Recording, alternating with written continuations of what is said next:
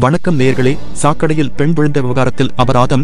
கோவை காந்திபுரத்தில் பாதாள சாக்கடை மூடப்படாமல் இருந்ததால் அந்த வழியாக நடந்து சென்ற பெண் ஒருவர் அதற்குள் தவறி விழுந்தார். நல்வாய்ப்பாக அவர் சிறிய காயங்களுடன் உயிர் தப்பினார். இதனையடுத்து சாக்கடையை அலட்சியமாக மூடாமல் விட்ட ஒப்பந்ததாரருக்கு கோவை மாநகராட்சி 80,000 ரூபாய் அபராதம் விதித்தது. ஆனால் இதனை கடுமையான குற்றமாக கருத வேண்டுமென பொதுமக்கள் கோரிக்கை வைத்த சில மணி நேரத்தில் கோவை மாநகராட்சி ஆணையாளர் அவர்களின் உத்தரவில் சாக்கடை மூடப்பட்டது என்கிற தகவல் பொதுமக்களிடம் வரவேற்பை பெற்றது.